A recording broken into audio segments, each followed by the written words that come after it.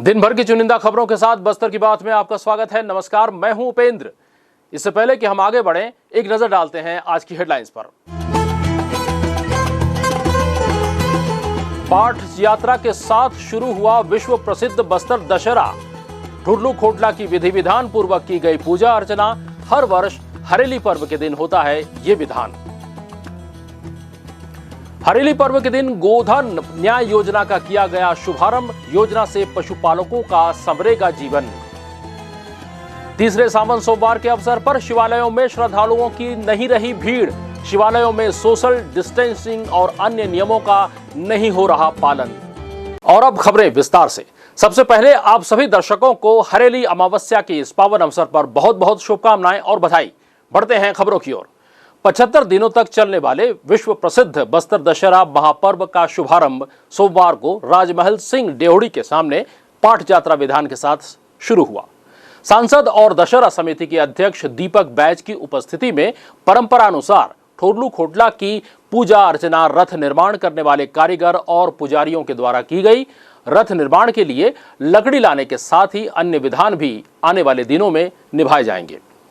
विश्व प्रसिद्ध बस्तर दशहरा पर्व का शुभारंभ सोमवार को हरेली अमावस्या के अवसर पर पाठ यात्रा विधान के साथ हुआ। इस अवसर पर बस्तर सांसद और दशहरा समिति के अध्यक्ष दीपक बैज उपस्थित थे।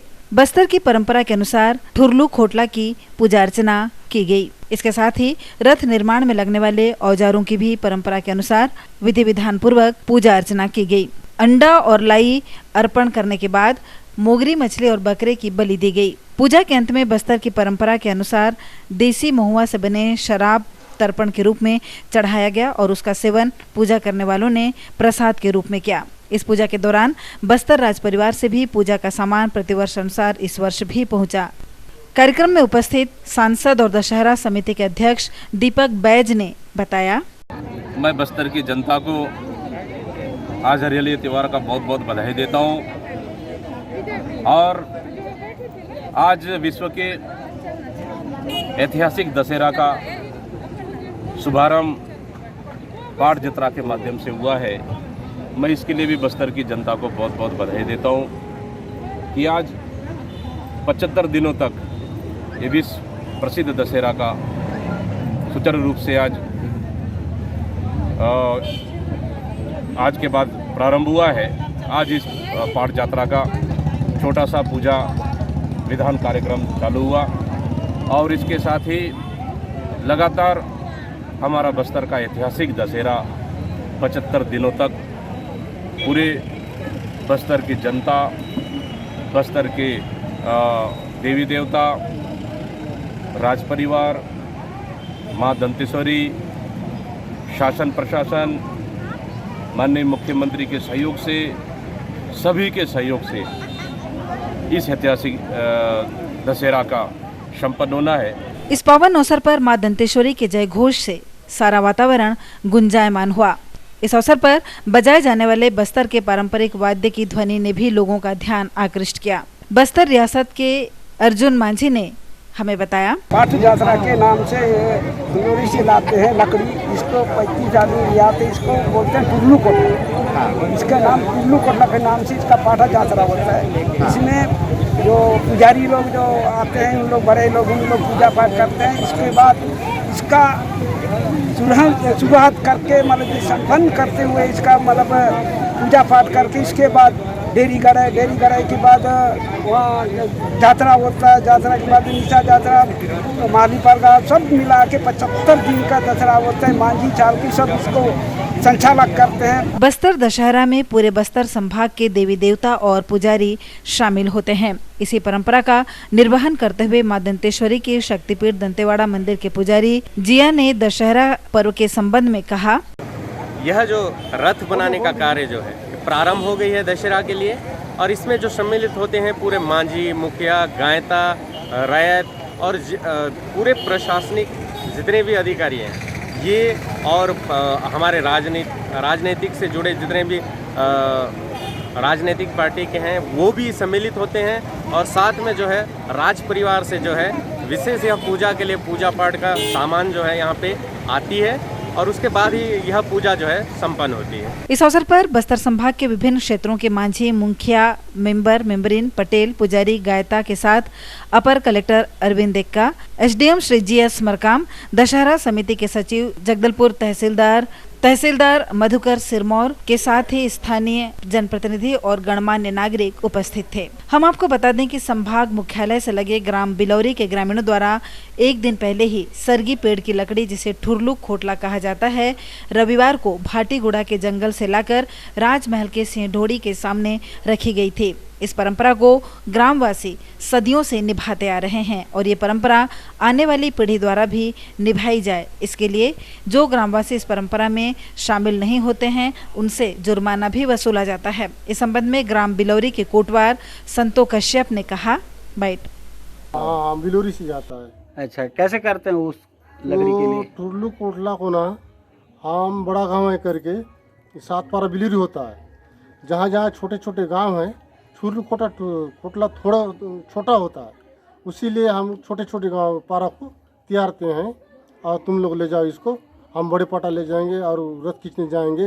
ये सब 4 लकड़ी पटा ले जाना है, तो इसीलिए छोटे गांव के ये टुरलू कोटला भेज दिए। अच्छा। और बड़ा गांव वाले को अभी रथ की पटा लकड़ी ले जाएंगे और रथ खींचने जाएंगे। तो आज ठुरलू खोटला ले गए? आज टुरलू कोटला ले गए हैं। तो क्या क्या किए? गांव वाले पूरे जाते हैं क्या? गांव वाला पूरे जाते हैं, गांव वाला कोई नहीं जाने से उसको जुर्माना लेते हैं। कितना? जिसका रोज कितना है वो नौकरी वाला होने से जोड़ते हैं उसको। हाँ। और मिस्त्री होने से उसको जोड़ते हैं। 1000 रुपये रोज बोले 1000 रुपये उसको लेना पड़ता है। अच्छा। और 200 रुपये रोज कोई जाता है तो 200 रुपये वसूल करते हैं गाँव वाला। हम आपको बता दें कि बस्तर का दशहरा पर्व विश्व प्रसिद्ध होने के साथ ही साथ एक सबसे बड़ा सामाजिक समरसता को भी प्रदर्शित करने वाला महोत्सव है। इसमें बस्तर संभाग के विभिन्न क्षेत्रों के सभी जनजाति और विभिन्न समाजों के लोगों के द्वारा अपने दायित्वों का निर्वहन किया जाता है, जिसकी शुरुआत आज पाट यात्रा के साथ हुई और आने वाले 75 दिनों तक विभिन्न विधि विधान के साथ रस्मों की अदायगी की जाएगी।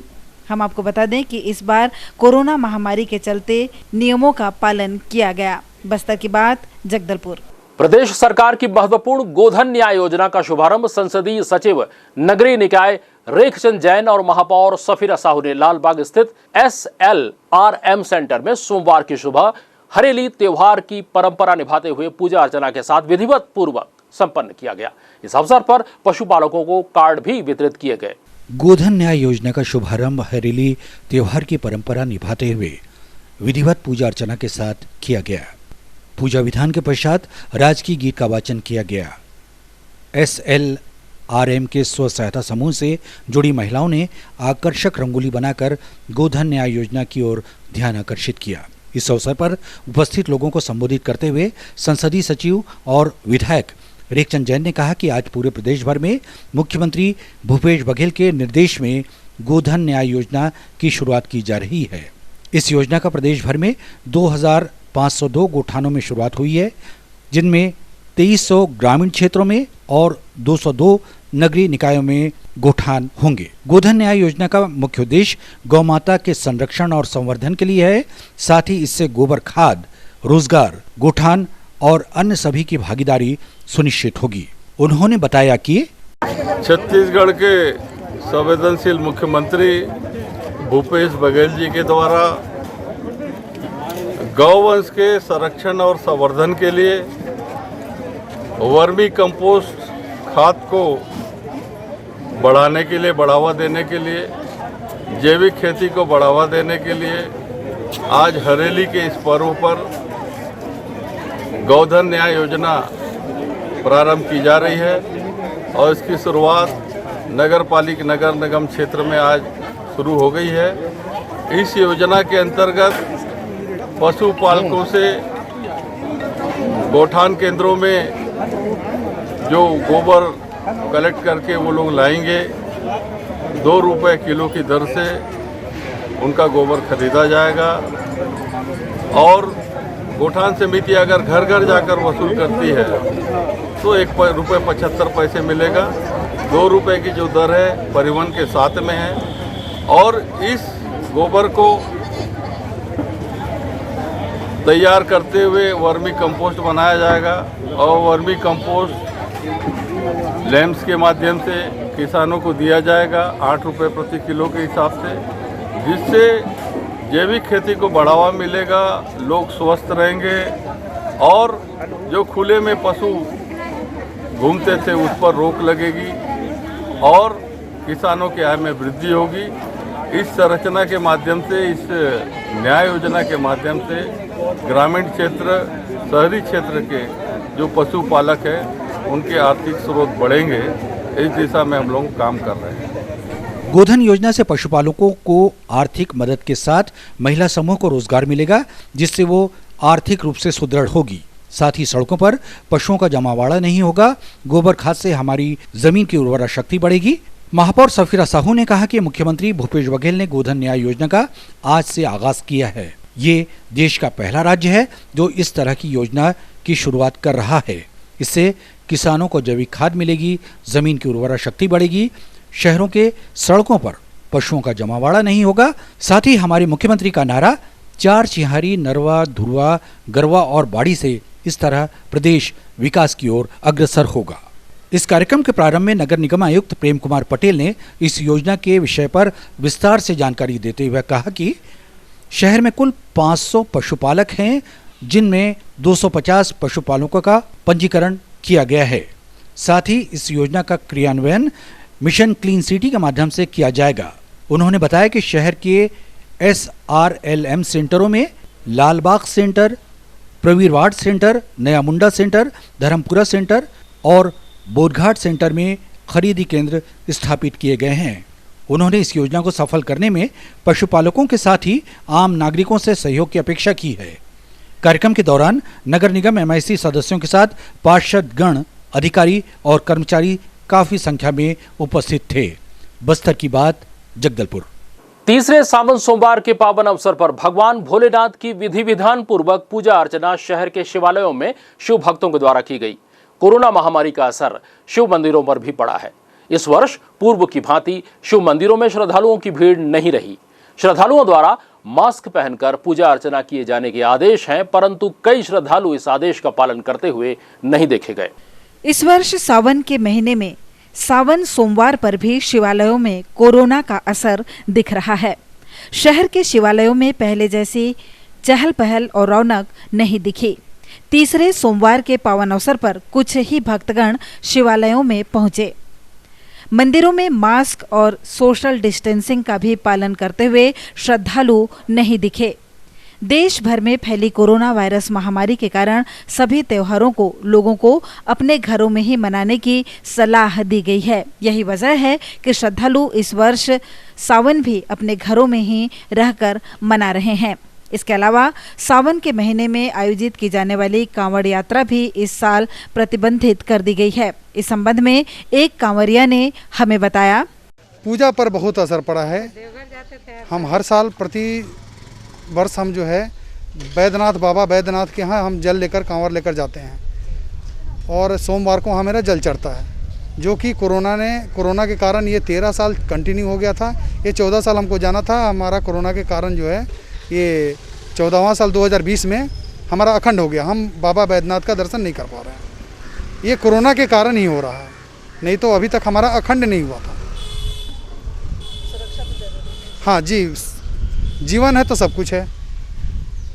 सुरक्षा तो बहुत जरूरी है, इसीलिए जीवन रहेगी तो फिर बैद्यनाथ का यात्रा करते रहेंगे। गौरतलब है कि इस वर्ष मंदिरों में नियम बदल दिए गए हैं। सावन महीने में हर साल सैकड़ों श्रद्धालु शिव की विशेष रूप से आराधना और अभिषेक करते हैं। शहर के महादेव घाट स्थित शिव मंदिर में आज तीसरे सावन सोमवार के अवसर पर गिने चुने श्रद्धालु ही पहुंचे। कुछ श्रद्धालु मंदिर के बाहर ही भगवान शिव की पूजा अर्चना की। महामारी से बचाव को लेकर फिजिकल डिस्टेंसिंग सहित अन्य प्रावधानों के पालन को लेकर प्रशासन तो सतर्क है, लेकिन लोग मान नहीं रहे हैं। कुछ श्रद्धालुओं ने इस प्रावधान की परवाह नहीं की। बस्तर की बात, जगदलपुर। नगर निगम क्षेत्र के गंगानगर वार्ड के पार्षद अपने स्वयं के ट्रैक्टर को चलाते हुए पूरे वार्ड को सैनिटाइज करने का कार्य किया। इस दौरान वे एक बड़े टंकी में हाइपोक्लोराइड घोल डालकर पंप के द्वारा पूरे वार्ड के मोहल्लों को सैनिटाइज किया। हम आपको बता दें कि गंगानगर वार्ड के पार्षद राजेश राय निर्दलीय चुनाव लड़े थे और चुनाव जीतने के बाद वे कांग्रेस में शामिल हो गए।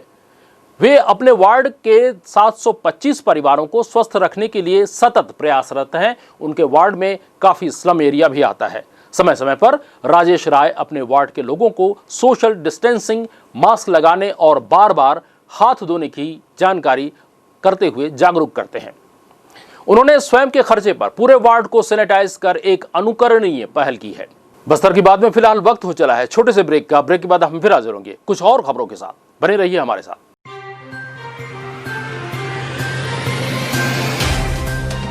सफर जगतुगुड़ा से जगदलपुर का, नित नई करवट लेता शहर हमारा, चौक चौराहों से होता हुआ विकास की गाथाएं गढ़ता बस्तर हमारा। कई रंगों से सराबोर कितनी ही कहानियों को समेटे, कहीं विकास के सोपान तो कहीं सरकारी दावे और उनका सच।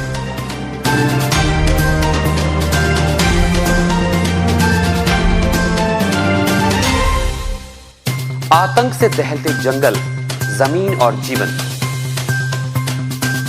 साहस और धैर्य से करवट लेती जिंदगी, राजनीति की चौसर के जाने अनजाने दांव, व्यवस्था की खूबी, कमी और खामी, खूबसूरत नजारे। अब होगी हर बात हमारे साथ, बस्तर की बात।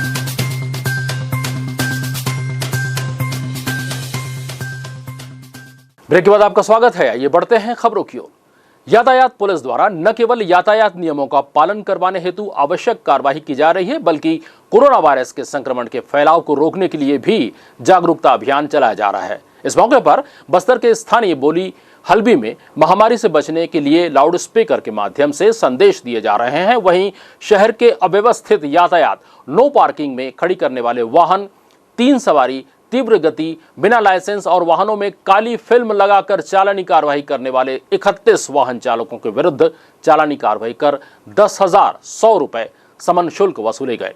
इस संबंध में डीएसपी पंकज ठाकुर ने हमें बताया। कार्रवाई में मुख्यतः सोशल डिस्टेंसिंग का पालन करते हुए समझाइश देते साथ जो नो पार्किंग और अव्यवस्थित जो गाड़ियां लगी हुई है उस पर कार्रवाई की जा रही है, और जो येलो लाइन है उसके किनारे पे ही पार्किंग का उनको समझाइश दिया जा रहा है, चालानी कार्रवाई किया जा रहा है। बिना नंबर प्लेट और जो अव्यवस्थित यातायात में बिगाड़ कर रहे हैं उनको भी सुधारने का मौका दिया जा रहा है, उनको चालानी कार्रवाई किया जा रहा है। मुख्यतः लोगों से एक कंप्लेन आया हुआ था कि तेज़ रफ्तार वाली बाइक जो स्वयं संतुलित नहीं रहते हैं, लोगों को और स्वयं के लिए भी एक्सीडेंट का कारण बनते हैं, उन गाड़ियों को आज धरपकड़ किया गया और उन पे कार्रवाई किया गया और उन लोगों को समझाइश दिया गया कि सुरक्षित और धीमी गति से ही गाड़ी चलाएं, फर्राटे मारने से सभी को नुकसान हो सकता है। आम आदमी पार्टी अपनी 2 मांगों को लेकर विगत 18 दिनों से रायपुर में आमरण अनशन कर रही है। इसी तारतम्य में प्रदेश व्यापी आमरण अनशन प्रदेश के हर जिलों में 19 तारीखों को किया जा रहा है।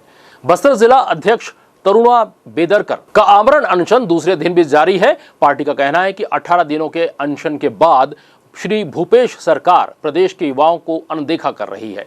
जिला अध्यक्ष तरुणा बेदरकर ने आमरण अनशन के दौरान कहा कि सरकार इस आंदोलन से डरी हुई है और इस कारण से इस आंदोलन को कोरोना का बहाना बनाकर कुचलना चाहती है और हर कोशिश कर रही है। कल से मेरे द्वारा आमरण अनशन जगदलपुर के निषाद भवन में किया जा रहा है।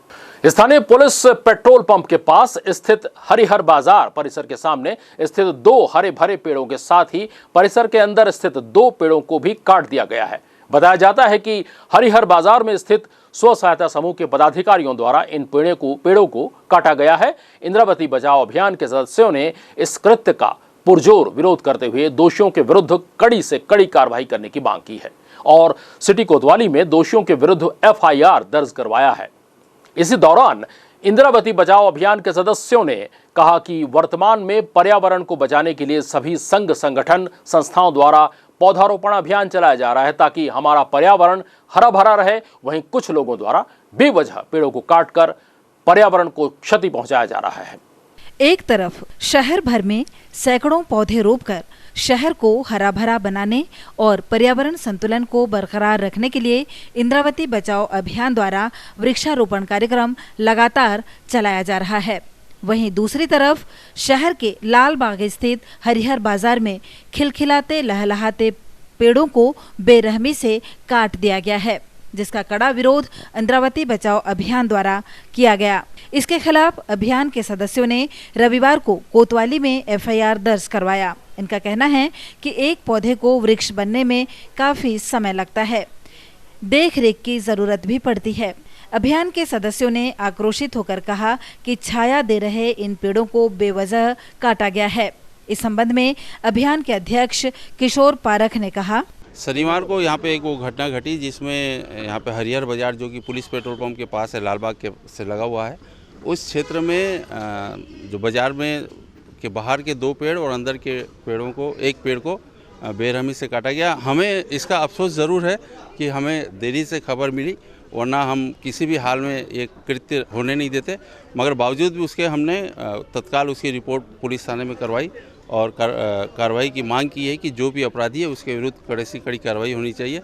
और मुझे बहुत अफसोस है कि इस प्रकार की घटना और रिपोर्ट होने के बावजूद आज उन्होंने फिर वो दुस्साहस किया कि उस लकड़ी को उठाकर वो ले जाने का प्रयास कर रहे थे। हमने पुनः पुलिस से फिर संपर्क किया और तुरंत फिर पुलिस बल आया, उस लकड़ी को उन्होंने जब्त किया है पुलिस ने। इस संबंध में अभियान के सदस्य संपत झा का कहना है कि अगर लोगों का यही रवैया रहा तो आने वाले दिनों में उग्र प्रदर्शन किया जाएगा। देखिए, सबसे बड़ी बात यह है कि पिछले 15 साल पहले भी सौंदर्यीकरण, चौड़ीकरण के नाम पे सारे हमारे पुराने पेड़ काट दिए गए थे। उसके बाद भी जो पेड़ रोपे गए थे, इस पे जो सिविल लाइन एरिया है वहाँ पे भी लोग ज़मीन कब्जा करने के लिए वो जंगल में जो सिस्टम है, उस जंगल के तरीके से हमारे शहर को बीचों बीच में छाल निकाल कर पेड़ सुखाया जा रहा था जगह कब्जा करने के लिए। उसके विरोध में भी हम लोगों ने मौन धारण किया था। और अभी 2 दिन पहले हरिहर के सामने जब वो 2 पेड़ उन्होंने काटा था, और जैसे वहाँ के लोग बता रहे हैं कि सिर्फ वो अपने बोर्ड उनका दिखने के लिए ही उन्होंने हरे भरे पेड़ काट दिए गए थे, जिसको लेकर हमारे समिति ने एफआईआर की और उस पर पुलिस कार्रवाई कर रही है। और हम फॉरेस्ट को भी ये जानकारी में दे रहे हैं और हम स्पष्ट कर चुके हैं कि जो भी इस प्रकार का कार्रवाई करेगा उसके खिलाफ हम उग्र प्रदर्शन भी करना पड़ा तो हम प्रदर्शन करेंगे। अभियान के सदस्य रत्नेश बेंजामिन का कहना है कि ये वृक्ष छायादार थे, जिन्हें बिना वजह के काट दिया गया है। मसलन ये है कि पेड़ लगाने में इतने साल हो जाते हैं, पेड़ बढ़ने में इतने साल लग जाते हैं, लेकिन सिर्फ 5 मिनट के अंदर उसको बेरहमी से काट दिया जाता है। बस्तर का दुर्भाग्य है कि जब जब पेड़ लहलहा के हरे हो जाते हैं और लोगों को छाया प्रदान करने लगते हैं, वैसे समय पेड़ों को कटना निसंदेह बस्तर के लिए बड़ी दुर्भाग्य की बात है। और उस पेड़ से किसी को कोई आपत्ति नहीं थी। पेड़ सड़क के किनारे लोगों को छाया ही प्रदान कर रहे थे और अंदर का एक बहुमूल्य पेड़ है उसको भी जड़ से काट दिया गया। सोमवार को इंद्रावती बचाओ अभियान द्वारा राजस्व पटवारी संघ कार्यालय परिसर में 37 फलदार पौधे रोपे गए, जिसमें तहसीलदार सहित संघ के सदस्यों, पटवारियों, आरआई के अलावा अभियान के सदस्यों ने भाग लिया। इस संबंध में तहसीलदार मधुकर सिरमौर ने कहा, यहाँ पे तो जितने भी पौधे रोपा गए हैं उनको 2 साल तक सुरक्षा रखने के लिए सबको शपथ दिलाया गया है।